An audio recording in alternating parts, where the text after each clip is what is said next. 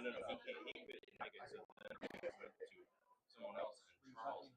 So I was supposed to be teaching I did not get a response. Email.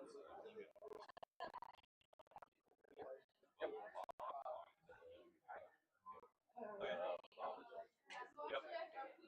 Got the next stack of coffee and lightly colored shirts. I don't know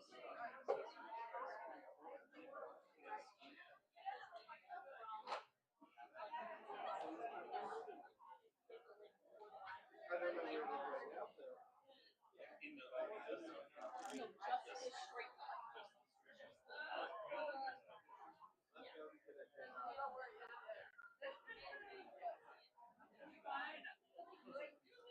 Would you like one? I need a new battery or We will figure it out. That is weird. Like I wanted to go this way. Let's do it this way. it's not dirty. Oh. There we go. It's probably really nice. It is.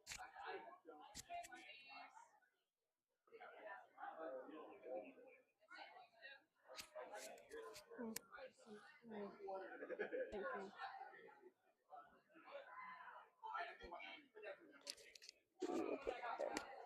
If that works, then it works. If it doesn't, and we'll move it.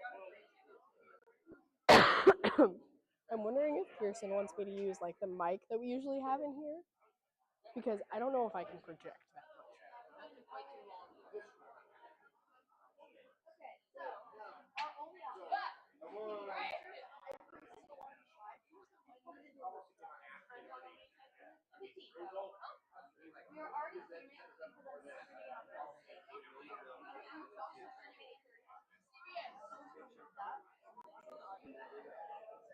Go for it. I'm just kind of working through my presentation a little bit more.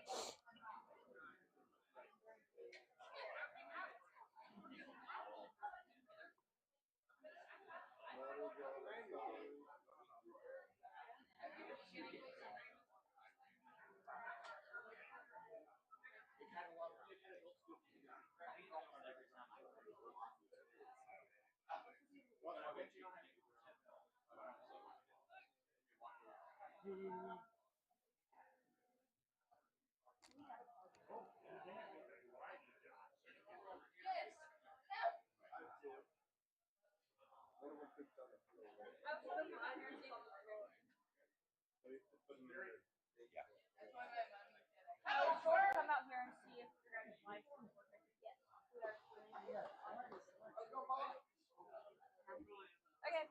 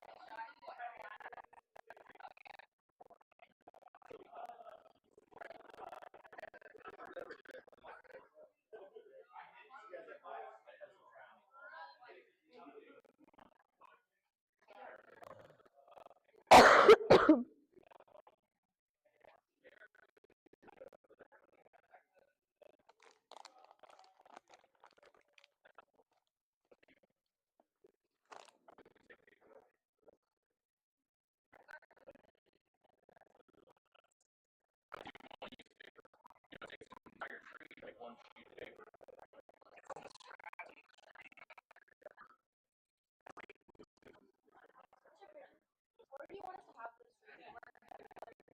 Well, you're gonna have to be up there because you're gonna have to record within 5 minutes. So presenters will be up in the front there, so you're gonna need to move up. Did you find words of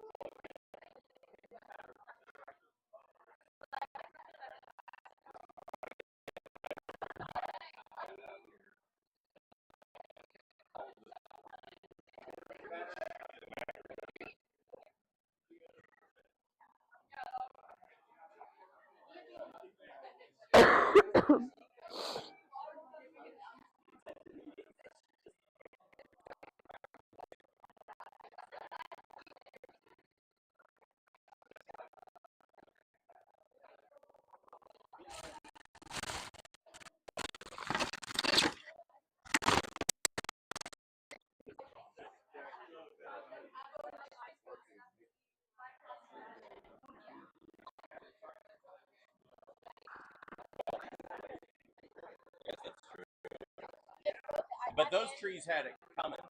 We had beef or vegetables.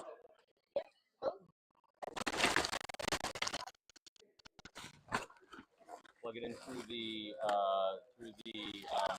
T. Yep. That needs to be up close. And they're all going to be so. Who is presenting in here? We have the what to expect and robot expect. What to expect at robot? Yeah. Okay. So.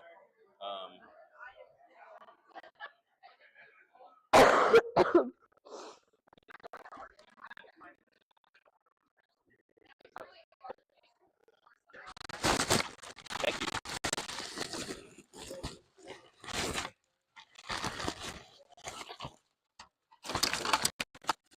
Power supply. There's more power supplies in there.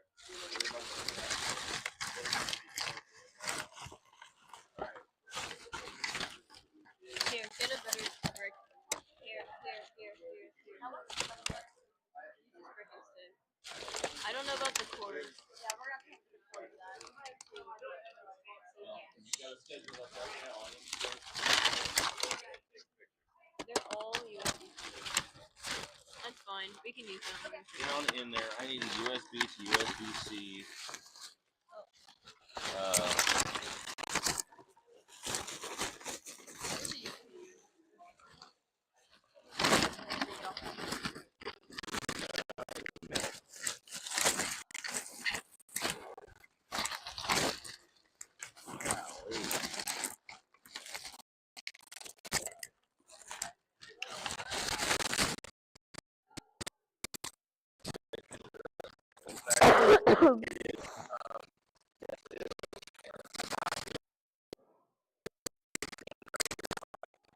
USB to USB adapter that I had in there.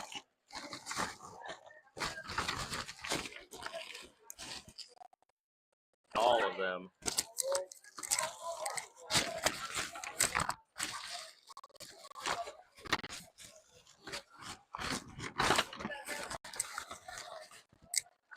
Well, the heck?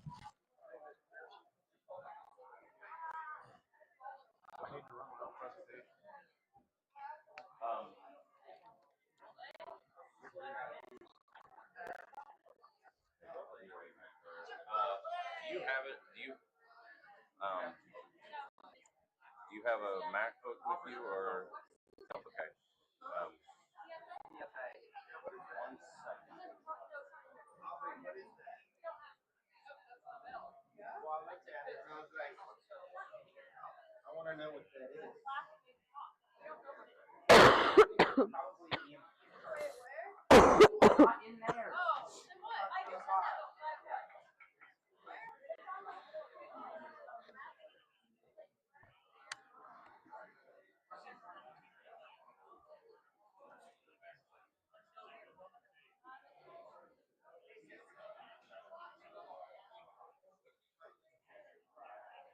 Hello, friends.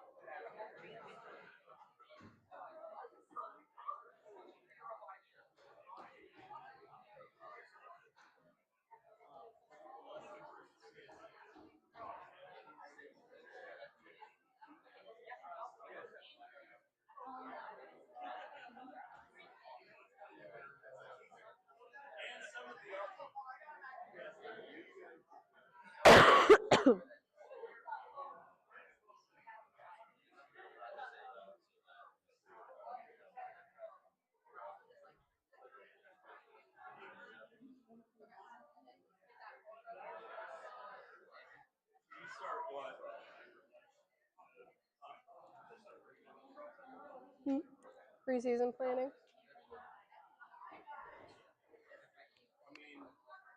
There's a chance you don't have my updated slideshow. I did not get to asking Pearson, but I can email you the PDF.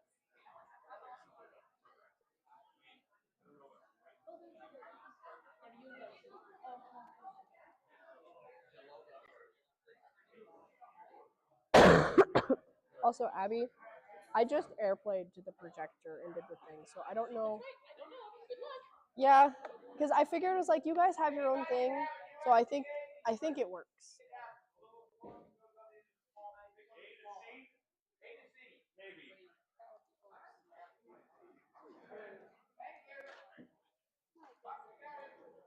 You got it? I got it. Cool. You have it anyway?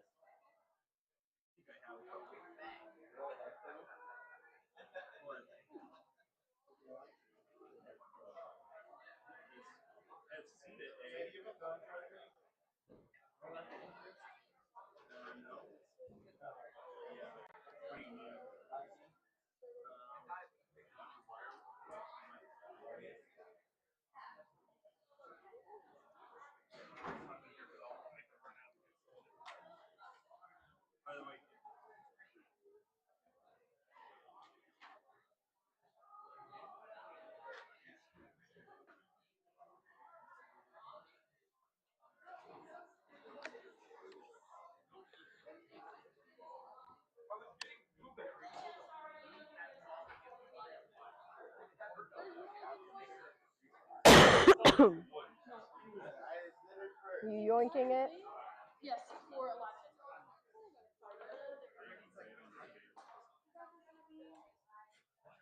You're doing great.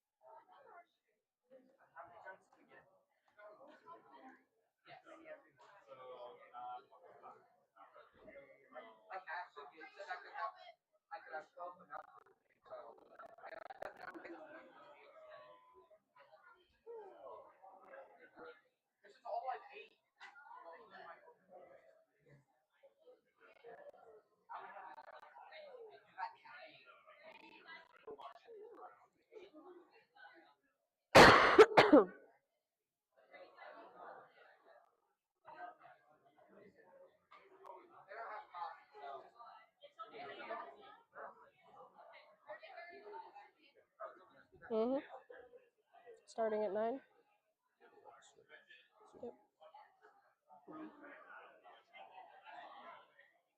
You moved my class back an hour. Fun. I set the entire schedule in my brain. Fun.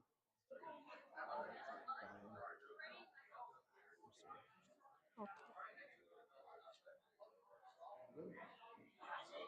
Oh my god, my cursor ran away.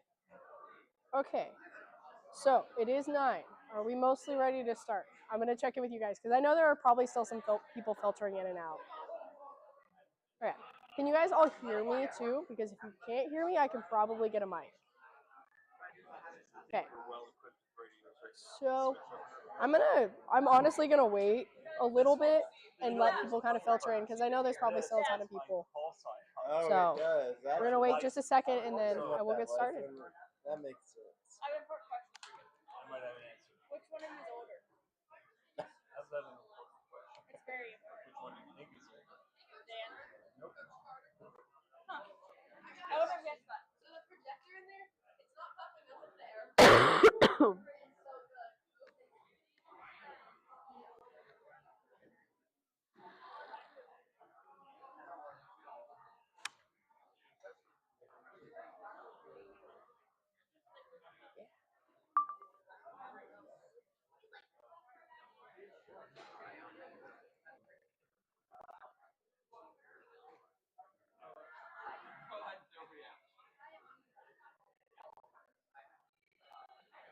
Are you my adults to chill in here with me?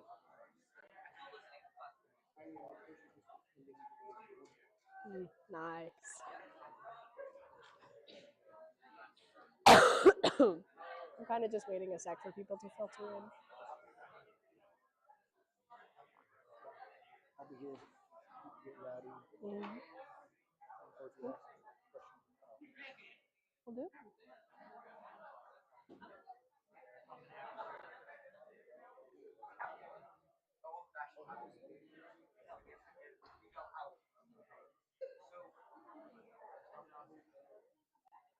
Last year we went to camp. Oh, we just have more donuts.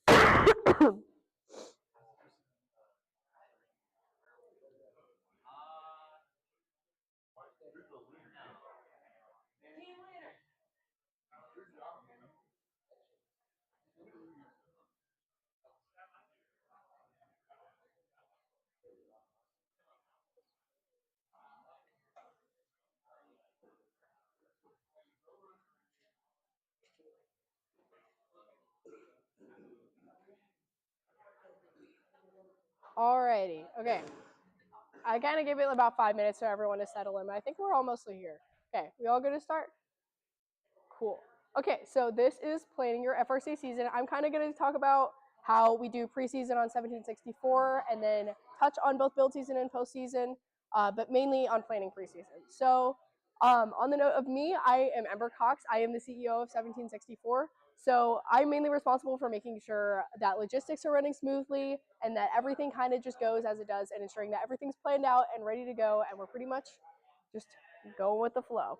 So if you also have any questions along the way, feel free to raise your hand or just shout them out and I'll answer them. I know I talk really fast and I tend to leave out details sometimes as well. So if something's not making quite enough sense, you can always just shout it out or raise your hand and I'm always here to answer questions. And then also, I am known to talk very fast, so if you need me to slow down as well, I got you. Just let me know. Okay, so kind of what we're going to go over is how on 1764 we divide the season. So that we usually break that down into preseason, build season, and postseason, and we're going to talk about each of those in their own respects. And then we're also going to talk about how this plan has worked for us on 1764, and then we'll have time for some questions and kind of collaborative time as well. Okay, the way that we divide the season on 1764 is into preseason, build season, and postseason. So preseason for us is the first semester of the school year. We meet twice a week for 2.5 hours, kind of focusing on training and building that community going into build season and starting the foundation of the structure that we'll need with communication, education, and all of that kind of things to make sure that everything goes smoothly during build season. And then build season runs from kickoff to pretty much our first competition. Now, we try and keep our long hours to about 6 to 7 weeks, but we will keep meeting every single week up until our competitions and in between competitions as well. And we will, we usually meet during build season. We meet 5 days a week. So Monday through Thursday, we'll meet from after school at about 3:30 to 8:30. And then we'll also have dinners from provided by families as well. And then we will have Saturday meetings as well from 10 to 6 with lunches from families. And then we'll have optional meetings on Fridays here and there where essential members can come in and finish any other tasks that were needed so that we can like lock in on Saturday. Or maybe there's like only a little bit that needs to be done in one spot or a teeny bit that needs to be tweaked here and there. So we kind of just make sure that everyone has the time that they need to finish those tasks and all of that kind of stuff. And then postseason runs from our last competition, whether that be our final regional or the World Championships, to the end of the school year. So that's pretty much our time where we tie up any of our projects that we were finishing working on, and then we just prep for the upcoming season. Okay, so on to preseason and all of the little things that we do within.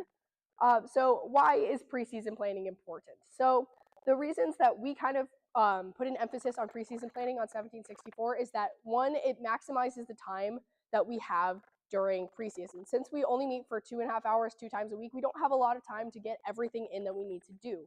So we're making sure that our meetings are filled productively. There's always something for everyone to do, and we're also making sure that any deadlines that are coming up are met and that we're meeting our goals that we have set maybe over the summer with our incoming leadership or from year to year, making sure that we have all of those goals met and that we are adequately prepared for upcoming events like the Massive Mini or Cowtown or any other outreach projects that we have along the way. And then it also sets a framework for build season. So having that preseason plan outlined, it allows you to make sure that new members are able to integrate into the team and that you have a foundation for the systems and the way you go about projects and all that stuff. So with that framework, you have the foundation for communication, a positive environment, and team and member engagement for the entire season. Just setting it up well during preseason and in those first couple months of having new members on your team lets it make sure that even throughout the whole season, you have that environment and community that is so important. And then also having a plan makes sure that you have effective new member training. So with new members being integrated into the team, it makes sure that they all have a foundation in at least one sub-team. And one goal that we have on 1764 is making sure that every new member has a foundational knowledge in at least 2 sub-teams and kind of a general knowledge of what happens in all of the other sub-teams. So we're making sure that everyone knows pretty much what's going on. They understand the things that are happening. They know in depth how to complete the tasks in maybe 1 or 2 different sub-teams, and then they have kind of that general knowledge of the whole team as well. And that it also having a plan and kind of making sure that you have all of these goals and you're able to meet them along the way helps you avoid teaching those foundational skills during build season and kind of able to maximize that time along the way. And then the goals that we have for preseason on 1764 are educating our new members. So we're making sure that they have that knowledge, they have that foundational skills in 2 different sub-teams, and that they also have that general breadth of knowledge across the entire team and of FIRST Robotics in general, and that we're also creating that positive and collaborative environment. Going into build season, that is so important because tensions are high, there's a lot of stress going around, there's a lot of energy and getting prepared for the competitions coming up, and having that positive and collaborative environment going into build season is just so important so that you're not like at each other's necks trying to like fight things out. You're able to completely talk them out and be able to do all of that kind of stuff. And it makes sure that you have fun. Like having that structure out gives you the flexibility to have fun along the way. Maybe you have a little extra time at the end of the meeting, so you just play a game as a team. Or maybe you have team building nights every once in a while where you watch a movie at someone's house, or maybe watch an F1 race, because it's quite a thing that I found that people in robotics are interested in, but it makes sense. And then how we run our meetings on 1764, just kind of our general structure for preseason is we'll have our CEO start the meeting and communicate that meeting plan to members. And then our other leadership members already have knowledge of the plan and any of the projects and tasks that we've been wanting to complete during that meeting. So they've been delegated projects, tasks, and they are able to take on new members and to complete those tasks. And then after those announcements at the start of the meeting, members join those projects, and then they'll spend the meeting working on it, learning about new things, maybe completing a project, building something, all of that kind of stuff. And at the end of the meeting, we usually have team announcements where we'll do our who you gonna root for as a whole team at the end to kind of tie up the meeting, but also go over any logistical information coming up. So if we have like Cowtown coming up, for example, we'll be like, hey, you need to be here at this time, bring this, all that kind of stuff, making sure that everyone knows what's going on and they're prepared for all of the upcoming events. Now, the first part of our preseason plan is our information meeting. Now, this is our new members' first day, so we're going to go over a presentation where we kind of tell them everything we do on the team. It introduces our leadership and returning members, and also shows them what FIRST is and why it's important to us. And then we share the community that we have on the team. So that presentation is pretty much a new member's first look into what we do as a team and to FIRST in general. And then after that presentation, we'll bring them down to the shop and kind of go over all of the different things we do. All of the different sub-teams will introduce themselves and talk about like their main projects, what they do during build season, and what's intriguing about them. And then we'll go around the shop, show them all of the tools, all of the storage spaces, and drive the robot a little bit to show it off, like kind of get them interested and get them coming back. And then after that, we usually have a little while after those, the presentation and the shop tours. So we usually like to play some team bonding games just to kind of start building that community. So one of the most common ones that we play year to year is the name game, where basically we'll all sit in a circle and try and learn each other's names by introducing ourselves. So I would say like, hi, my name's Ember, and I'm bringing like eggplant to the party or picnic or whatever you want to call it. And then whoever's next in line will have to say my name and what I'm bringing, and then their name and what they're bringing as well. And you kind of just go in the circle until you have someone at the end who has to say everyone's names, and you hopefully pick it up along the way. And it's honestly really fun. And then one thing that we did this year that was really fun is we played charades. And there was this crazy rock, paper, scissors battle after to kind of break a tie, and the energy was just electric, and everyone was having so much fun, and you could already tell the community that we were building. The next thing that we do after that information meeting is safety testing. So one of our priorities on 1764 is making sure that everyone is able to be safe with our tools and be safe in the shop in general. So we require all of our new members and returning members to take safety tests. So they have to do this before they can use any of the power tools in our shop to make sure that everyone knows how to use them and be safe with them. So the way we run our safety testing, and the best way that we found to do it that's the most efficient and kind of like makes the most sense just going into it, is we have a Google Doc that has links to videos explaining each tool, and then also a Google form test that they have to take and get 100% on, but they can take it as many times as they need to. So those videos will explain how to use the tool, how to be safe with it, and general applications of what we use it in the shop. And then those Google forms are just basic questions like, can you do this with this situation? What is the best way to deal with it, and all of that kind of stuff. And then each of those tests and videos will cover either one tool in the shop or the general safety as well, so that everyone knows how to be safe with tools and then be safe in general in the shop. And then after they finish all of the tests, they'll find a leadership member who will sort them into groups and get them sorted into practicals, where they will use each tool in a safe way. So usually we get like a little piece of Lexan, and they'll have to put it in the bendy thing to bend it to a certain angle, and then they'll cut it with the cutty thing. We don't have good names for them, but it just makes sense to us. And then we'll sand it on the sanders and then cut it with the bandsaw. And then we also teach them how to use the mill as well as just kind of a general safety of like, hey, here's how to do this, here's how to be safe with it, all of that kind of stuff. And then right after that, we are going to dive into toe dips. So now that everyone can use tools safely, they can kind of explore every single sub-team that we have. So these are usually about 30-minute to an hour kind of exploratory sessions in each sub-team that we have on the team. So what offerings we had this year, we had mechanical, electrical, programming, CAD, machining, business, media, and drive team to kind of show them the breadth of things that we do on the team and how there is a spot for everyone on the team. So these are just little deep dives into what they do on the team, so they can talk about pretty much like what they do, the applications of it, how important it is to the team, and why. And then it kind of just gives new members an introduction into what we do. So I know I came in onto the team not really knowing what I wanted to do. I was never like a hands-on like engineering person. So I came in, I went through the toe dips, and I realized, drive team is really cool. Maybe I actually would want to do programming and all of that kind of stuff. And we've had people come in and be like, I'm going to do mechanical. I'm going to build a robot. And then they realize, CAD's super cool. Business is super cool. Writing awards essays and taking pictures and doing media is always really cool. And it kind of shows them everything that they could possibly do and gives them the chance to actually do it. Excuse me. Alrighty. The next thing that we dive into after toe dips is our 2-week rotations. So these are a deep dive into each specialty on the team. So these are 4 of our 2.5-hour meetings where basically they learn the entirety of the basic foundation of skills in that subspecialty. So usually these are about the same options as our toe dips. So these are mechanical, electrical, programming, CAD, machining, business, and media. And then instead of offering drive team as its own 2-week rotation, since we found problems with like the robot not being available because something needs to be fixed or something's not quite working, and then another sub-team wants to teach with it. So the drive team kids usually just get to sit there and not really have anything to do. Plus, drive team isn't super much of a specialty that you can kind of have that knowledge in, but it is something you can specialize in, but it is more of that competition role that you can't like super learn too much about.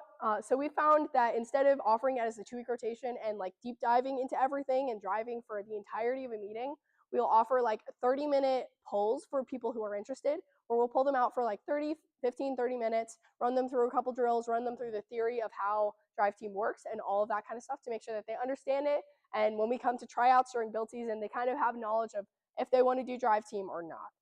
And then we found these deeper dive classes to be effective in teaching the general theory and applications of each specialty, and especially to get ahead of that teaching curve during build season. So everyone who takes like a 2-week rotation in mechanical, for example, would have the basic knowledge to be able to follow along with mechanical during build season, and then we can kind of just supplement here and there as needed.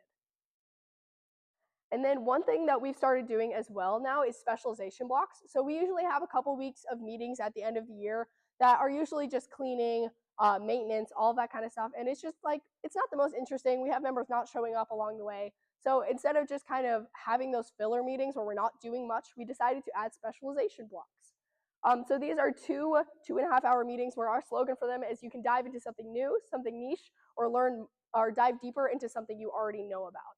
So our offerings that we had this year for these were 3D printing, a drive intensive, which was required for non-returning drive team members who were interested in driving at Cowtown, programming, CAD, media, CNC and CAM, powder coating, and field. So these are kind of like a shorter deep dive into maybe something that we don't have enough time to fill like 4 meetings with, but a lot of people are interested in, like, maybe I want to learn 3D printing, but like I don't want to spend like a ton of time in the machining 2-week specialization block, but 3D printing is still vastly important, and it's kind of that niche thing on the team where you kind of have to learn a lot more about it to be able to do it effectively, but also not spending too much time in there as well. So all of these different specialties are just a little bit of a deep dive into something new, something niche, or diving deeper into something. So I know with programming as well, we found that having a longer block of time for people to learn and like actually be able to grasp programming has been immensely helpful. So instead of just having that 2-week rotation in programming and having to learn an entire programming language and then be able to apply it to robotics, they are able to spend 3 weeks and maybe even beyond that with our second go around with 2-week rotations and specialization blocks to kind of make sure that they have that vast understanding of programming. And then one new thing that we did this year on 1764 is the design workshop. So we had 3 weeks of extra meetings before Cowtown, and with our specialization blocks, we were trying to have one specialization block in pretty much every sub-team, kind of covering maybe a niche thing, but all of them pretty much had the same thing of design theory. So instead of teaching kind of the same class, but with slightly different aspects in it, we decided to instead not offer those specialization blocks, but teach a design workshop instead. So this design workshop covers not only the theory of how to design a robot in FRC, but also we run through a mock kickoff so that new members are able to kind of prepare and acclimate to kickoff before actually going into their first kickoff, because kickoff is always chaotic, and your first kickoff, it's never all going to make sense. But hopefully by knowing and experiencing the procedure ahead of hand, your new members are able to kind of more grasp what's happening and be able to engage more on actual kickoff. So during this meeting, we also had our mechanical and programming leads talk about design theory, the basic subsystems that show up game to game, and all of that kind of basic things that usually come up and are good things to know going into kickoff. And then always, we go to Cowtown Throwdown every single year. So we have a lot of goals for Cowtown, and one of those is primarily just making sure that we have education overall. So the things that we kind of do is we make sure that new members cycle through all of the competition positions that they're interested in. So we have new members who did that drive team specialization block. They can run through drive team and drive maybe in a match or two, try out human player, and kind of like feel out how they want to do it. We also have new members try out pit if they're interested in it. So they'll go in pit and they'll kind of learn how to do all that kind of stuff. They'll stand in. So for our pit cycles at Cowtown, we have our returning pit masters kind of running that pit shift cycle as we would do at a regional. But then we have one returning member from pit, and then we fill in new members from there. And then beyond that, we also have new members in scouting. So we teach them how to do stand scouting and then pit scouting if they're interested in, so that they can kind of feel out like what all they can do at a competition and kind of know how to do it or have at least a knowledge of what happens at competitions. Now, our goal at Cowtown is always education over winning. So we're making sure that they understand the competition rules, they understand the competition environment and how to succeed in it, and they know that we're always there to be graciously professional. We're always there to have fun and engage with everyone and do our absolute best without the priority being winning just beyond that. And then also we are always making sure that there are returning members in every space to help out our new members along the way. So if they're in pit or on drive team, so in pit we have that pit master and our returning pit member, and then on drive team, the way that we've set it out is we'll always have a new human player since it is fairly much of a more simple role. But then we have our returning drive coach and at least one returning drive team member in either pilot or co-pilot to kind of help guide the other new member along the way. And we found that to be immensely successful, honestly. It makes a lot of sense for them to be able to support the new member as well. And then it's not just throwing them into the water without that kind of safety net. And then one thing we also do is called Cowtown Rundown. So basically on Cowtown Rundown Day, we take all of our new members and we will sit them down and we're going to talk about competition expectations, what we expect them to do and behave, and how we expect them to behave at competitions, what they can expect at competitions. So we run through how practice matches work, how qualification matches work, alliance selection, playoffs, and all the stuff they can expect to see and engage with at competitions, and how to be successful with it. And kind of competition etiquette as well, making sure that they're not swearing, no PDA, all of that kind of basic stuff that we'll probably all know. Now, after that kind of first go through of our season, we dive into our retrospectives. Now, these are basically this is basically a meeting where we go over everything that's happened and how we can do better. So we're gonna talk about, as a team, like we're gonna break the season down into every single little part that we have done. So we're gonna talk about 2-week rotations, toe dips, and each individual offering within, talking about what went well, what we can improve on, and maybe some ideas for the future, to kind of get that feedback and be ready to go for next season and be able to improve along the way, especially throughout the rest of the season, because in the past we've only done these retrospectives at the end of the year, and then we have all of that knowledge to apply to the next year and making sure that our leadership looks over those. But we also having little retros along the way during those kind of breaks in your season kind of helps to make sure that you can grow for the next part of the season and grow along the way, instead of just being stuck with the same issues the entire season and then fixing them into the next. Excuse me. Oh, okay.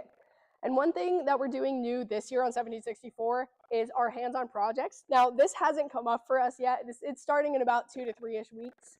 But this is basically 3 to 4 meetings of working as a team to complete different projects. So this will be taking all of the skills that they've learned from those 2-week rotations and specialization blocks and applying them to different projects. So we're going to build a new robot cart. I know we also need to work on our drive testing robot and kind of revamp that. We've also talked about building a t-shirt cannon or a prototyping robot. So it's kind of just you finding a way to have those skills that you learn in preseason and applying them before you get to actual build season. So that kind of gives you the experience of building those projects and building those robots on kind of before you get to the actual build season where you're needing to build the robot and all that kind of stuff, kind of experiencing it along the way instead of having to stress out and get there during build season. Now on to build season and how we stay organized. So this is our timeline for build season. We always like to make this ahead of time, kind of looking back on how past years have kind of worked and where things naturally flow along the way. But we do try and revamp this right after kickoff, trying to anticipate where we might need more time, where we might need less time, and all of that kind of stuff. So this kind of showcases how all of the different sub-teams and the breakdown of what we work on during build season and the timeline of where they might go all the way through week 6. Because week 6 is about when we want to have mostly a functioning robot. So around then, we'll be starting driving, we'll be starting doing all of the other things, and we'll usually be starting to be ready to go. So we try and stick to this timeline as best as we can and anticipate after kickoff where we might need a little bit more flexibility or time. Because I know last year, pick and place games take a lot more intricacy in CADing. So we spent like 3-4 weeks on our CAD and we ended up being behind on mechanical and electrical because we didn't have that design and we weren't able to get into machining as fast as we usually do. But then you also have games like I know in Crescendo, we speed ran through our CAD because of how simplistic we were able to just pick it up and then shoot it through. So being able to anticipate at kickoff where you might need a little bit more time or flexibility really helps because then you can stick to this timeline, set realistic goals, and be able to do as well as you can through build season. And then some basic tips on how we stay organized and making sure that we're not falling behind is during our meetings, we always have end of meeting check-ins. So these are added like right before announcements and kind of stuff when we all get into a big circle as a team and we kind of talk about everything we worked on. So each sub team checks in and it's like, hey, this is what we did this meeting. This is kind of what we've been over and do what they need to do. And then we also talk about goals for the next couple meetings. So we're talking like maybe we could get this done. This is how far we've gotten so far, but maybe we only need like 1 or 2 more meetings to be able to get this far. Or like, hey, we're kind of behind. So we need maybe an optional meeting if that's possible so that we can get right back on track. And then during our Saturday meetings, we also have a weekly leadership check-in. So as a whole leadership team, we have a C-suite and then leads beneath us. So we're going to check in and go over how the week's gone, where we might need extra time, how we're doing, keeping up on the timeline as well, and then set realistic goals for the next week and talk about how our goals this week went and prepare for the coming weeks as well. And then we're also making sure that everyone is checking in on each other and we set strong frameworks for communication. So we're making sure that if a sub-team's working on one project, but they also need maybe a helping hand for mechanical, but or like we're trying to wire the robot and like we're running into an issue, so we're talking to mechanical and being like, hey, so we need to move this here. Is this maybe going to interfere with this subsystem or whatever, and all that kind of stuff. Making sure that we're not just like isolating ourselves into the mechanical corner and the CAD corner and all that kind of different stuff, but we're working across sub-teams and making sure that we've got communication overall. And then we're also making sure that we're adjusting that timeline as we go and sticking to it as best as we can because it's never going to be perfect. We're always going to have things come up. Like this year, we ended up with 2 weeks of snow days, which was a common thing across teams in the area as well. So we had to adapt to that. Now, some days we were able to get into the shop and actually keep working, and some days we weren't able to. So we were figuring out ways that we could work over Discord. Maybe we were CADing on a Discord call, working strategy, and kind of thinking through what we might need to be able to do. Now that's pretty much all I got on build season. So now on to postseason and kind of how we keep everyone going at build season. So there are still lots of things to do during postseason. It's still just as important as preseason or build season. On 17, we have about 4 weeks. Of these going back to our preseason schedule of meeting 2 times a week for 2 of these, going back to our preseason schedule of meeting 2 times a week for 2.5 hours. So our kind of goal is to keep everyone motivated, be like, hey, we're still here. I know our kind of goal is to keep everyone motivated, be like, hey, we're still here. I know finals are coming up. We're kind of running out of energy through the end of the school year. But we're making sure that we're still working as a team. We're still energy through the end of the school year. But we're making sure that we're still working as a team. We're still hanging out. We're still having fun. And engaging with robotics. Now, one of the things that we've found that helps members keep showing up is that we have a purpose, a clear communicated purpose for every meeting. So that could be cleaning, making sure that our clean shop and our storage is working through. We also start having leadership interviews. So for next year's leadership, we can be prepared for that. We sometimes have a Worlds watch party where we'll watch Worlds and cheer on our local teams. And then we're also working on testing. So maybe there's something on a robot that went really weird and we don't understand why. So maybe we test our robot and we're figuring out like, hey, so this didn't work and this is why. So maybe we test our robot and we're figuring out like, hey, so this didn't work and this is why, so that we can move on and use that information for coming years. And then kind of just like maybe we want to test out 3D printed wheels or a different bumper foam, because with those new regulations, there's a lot of more options on what you can do with bumpers now. So we're just kind of working on all different things, what you can do with bumpers now. So we're just kind of working on all different things, making sure that we're prepared for the coming season. Now, during postseason, we have that big final retro, like I talked about, where we go over the entire season, everything that happened within, what things went well, what things went badly, what things we can improve on, different project ideas for the coming season, and all that different kind of stuff. And then we also have an end-of-year party to kind of tie up the season. We have superlatives.